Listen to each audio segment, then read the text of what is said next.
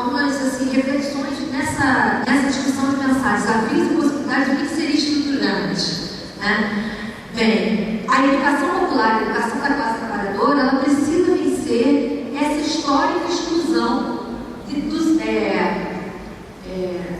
a histórica exclusão da área dentro da escola pública, ocupar a escola pública. Agora, é necessário repensar gestos, normas, regras, maneiras de agir e de pensar no espaço escolar, porque senão a gente não tem o aluno. Seja esse aluno da educação profissional, da EJA, do ICE, ele te diz, a gente a vaga era aberta, ele não quis. Ele entrou, mas evadiu. Olha só, a gente começa com 30 e termina com 10. Porque, na verdade, é mais fácil culpar o outro do que fazer aquele movimento ali. Repensar maneiras de agir, de proceder com o aluno.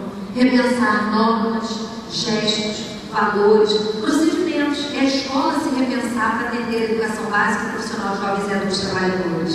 E não apenas dizer, olha, o prédio está aí, a gente está aqui, você foi embora porque quis. São os desafios do noturno. Seguindo. Passa esse. Eu acho que isso aqui é muito importante, é estruturante. Volto a falar da educação de jovens e adultos ali, mas a educação de jovens e adultos subentende-se na minha cabeça, que eu já disse várias vezes. Educação básica, profissional, jovens e adultos trabalhadores, traduz um projeto societário no qual a universalização da educação básica de qualidade para todos ainda é tratado como um assunto menor no país. Vide, as matrículas na EJA, por exemplo, nacionalmente, têm caído, em vez de aumentar. Então, a trajetória histórica das políticas voltadas para a educação da classe trabalhadora do Brasil revela políticas frágeis do ponto de vista institucional. A gente tem programas e projetos que passam, né? E aligeadas do ponto de vista pedagógico, aquela ideia do mínimo. Agora, por que ela é assim? Que ela é assim, a gente sabe, o diagnóstico está dado. Mas por quê? Qual é a questão? Qual é o enigma? Eu acho essencial a gente de novo colar a discussão da educação, né?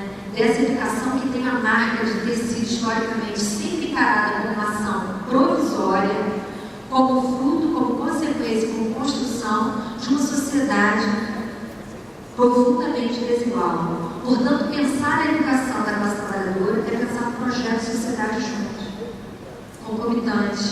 Né? Passe aí, por favor. Toda proposta curricular apoia-se numa concepção de mundo.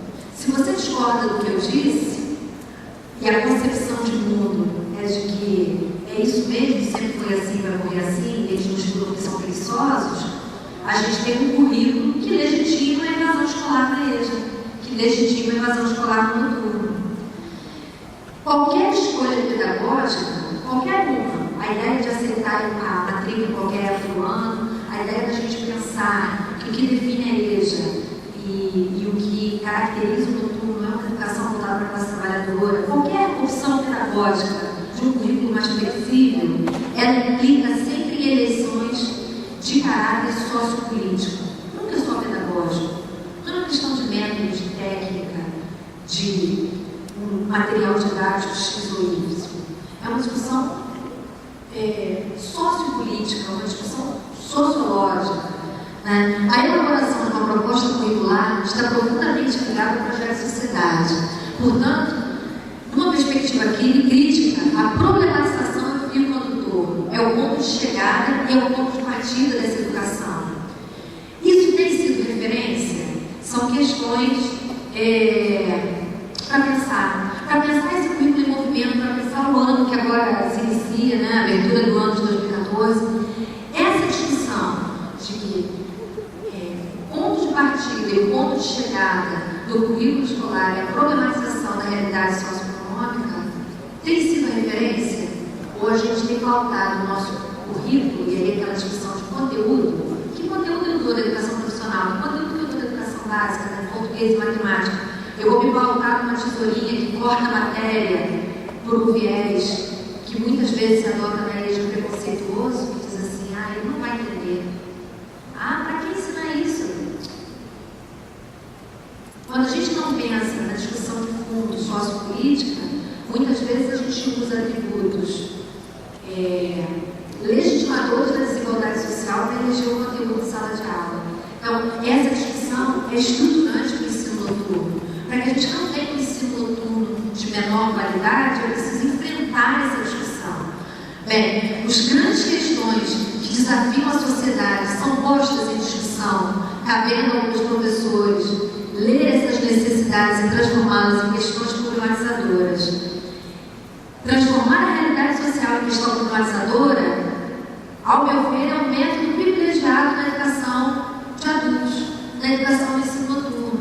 Ler a realidade social e problematizá-la. Ou a gente enfrenta isso, ou a gente fica nas cartilhas, nas apostilas, no mínimo, de qualquer coisa serve. Então, são questões de ordens teórico-metodológicas que fundamentam uma prática emancipatória da educação de jovens e adultos. Então, e aí, como organizar o currículo? Como organizar o currículo que parta da realidade do aluno trabalhador? Como viabilizar para que as aprendizagens significativas efetivamente ocorram? Que dificuldades e avanços observamos no currículo da escola? São questões importantes de serem enfrentadas para pensar, de fato, uma educação com qualidade social neste ensino noturno que atende jovens e adultos trabalhadores. E aí eu vou, para respeitar o horário, pular um pouco mais. Né? Pode passar. Peraí. A escola não pode se tornar mais um problema na vida dos alunos. Para a gente ir ao encontro de uma proposta pedagógica que pense a problematização, que considere uma formação humana integrada e emancipadora, a escola não pode ser, e muitas vezes tem sido, a discussão da evasão escolar no noturno, é uma discussão presente em toda parte do Brasil. Né? Porque muitas vezes é aquela discussão, a escola não está preparada para lidar com esse aluno, nós professores também temos, não é culpa nossa, mas a gente tem uma lacuna na nossa formação. E aí, é preciso contribuir para que a educação não reforce os mecanismos de exclusão, mas que seja uma escola. Aí eu coloquei alguns elementos assim, para iniciar a reflexão. Aí não é a verdade, não é o caminho, mas assim, uma escola que leve em conta a longa jornada de trabalho que a grande maioria desses alunos suportou durante o dia, que considere saberes e experiências adquiridas. Eu gosto muito de uma citação do historiador chamado Thompson. Ele diz assim: a grande diferença na educação de adultos é a experiência que esse aluno traz para a relação. E a experiência faz toda a diferença no currículo se ela for reconhecida. Isso aí é emenda minha, do Thompson. Se ela for reconhecida, incorporada e ampliada. Então, muitas vezes a gente desconsidera e lida com esse aluno. Quantos professores, por exemplo, do regular do aluno, dizem assim: a mesma aula que eu dou no primeiro ano do ensino médio, eu dou de manhã, de tarde e de noite. Afinal, é só noturno. Pode ser só noturno na burocracia, na prática não é. Quem tem a prática em sala de aula sabe que, na verdade, é uma divisão, uma sectarização muito mais de gestão, porque o público a quem eu estou dando aula, esteja ele na classe que eu chamado do ano noturno e na educação profissional, eles têm muito mais coisas em comum do que diferenças. Né? Então, uma escola que considere essa experiência, uma escola que seja capaz de seduzir e trabalhar os conteúdos a serviço da vida. Tá? Então, não é negar o conteúdo, não é minimizar. Também vai ser um conteudismo enciclopédico, mas como é que eu tenho condições de apropriar o conhecimento do conteúdo sistematizado para compreender a realidade social, para fazer a leitura da vida, para que esse conteúdo esteja no serviço da vida e que os alunos não fiquem desmotivados e com sono. Né? Essa é a discussão a ser enfrentada no ensino noturno. Esse desmotivado e com sono tem muito a ver com a fala que não vai ao encontro desse aluno, que não traz a vida em sua dimensão, em sua complexidade, mas que fica no formal. Eu eixo quadro, eu copio, a gente corrige e vai embora.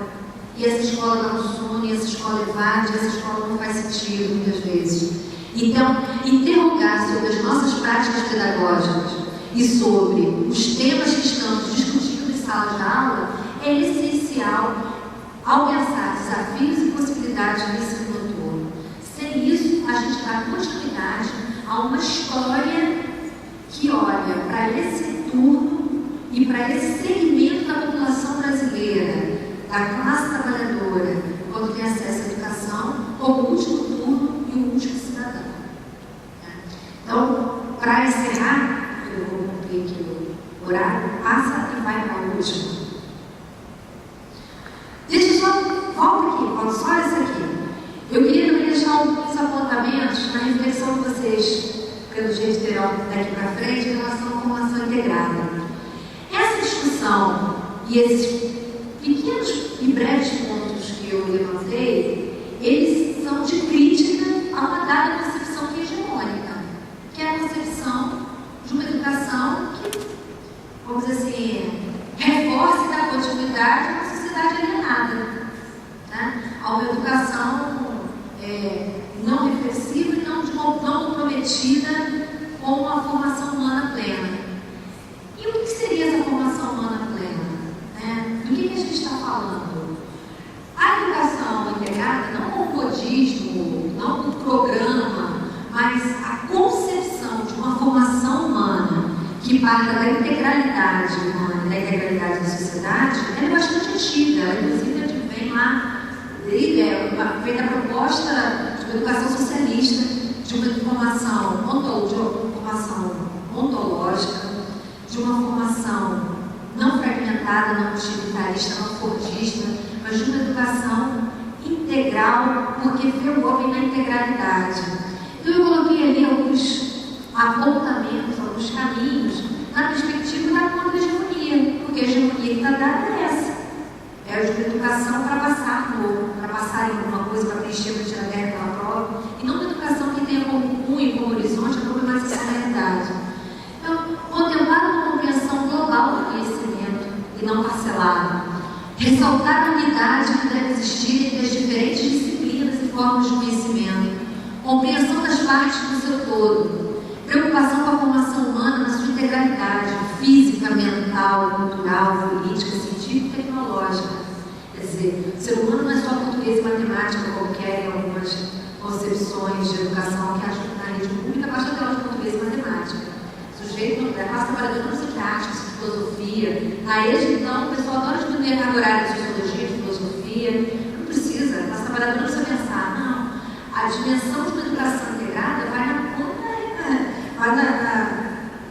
contrafluxo disso.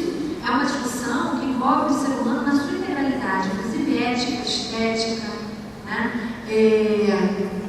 Tomar como ponto de partida da educação o conhecimento que os jovens e adultos têm da realidade, o saber por eles aprendido na experiência e os conteúdos formais que explicam a realidade vivida.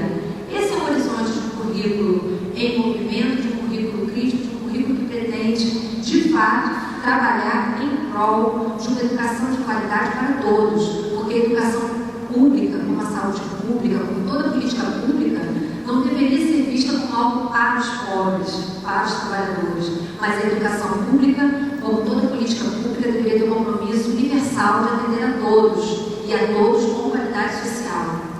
Tá? Então, para encerrar, pode passar, é assim mesmo, parei. E aí eu concluo.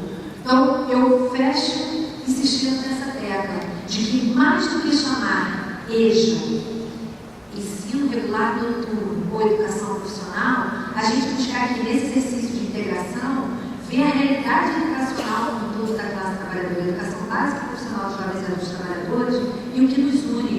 E o que nos une poderia ser, ao meu ver, a preocupação com a formação humana. Nós, em cada um desses espaços, trabalhamos não com educação tecnicista, uma educação preparatória para, uma educação de preencher a lacuna e ganhar o certificado, mas na preocupação com o respeito de uma formação humana. Então, formar o ser humano na sua integralidade, compreensão das partes do todo, compreensão da educação como totalidade social. Né? educação e sociedade, educação e compreensão de mundo, educação e emancipação. Então, o horizonte da emancipação humana. E aí sim, para concluir, eu retomo Galeano. A utopia está lá no horizonte. Me aproximo 2 passos, ela se afasta 2 passos. Caminho 10 passos e o horizonte corre 10 passos. Por mais que eu caminhe, jamais alcançarei. Para que serve a utopia? Serve para isso, para que eu não deixe de caminhar. Então, o que eu desejo profundamente é que vocês não parem de caminhar e que continuem nessa luta política, pedagógica, importantíssima, de uma educação que vá ao encontro dos interesses e necessidades da classe trabalhadora. Que vocês tenham um excelente ano letivo e que a educação de jovens e adultos trabalhadores cresça e se fortaleça no DF. Muito obrigada.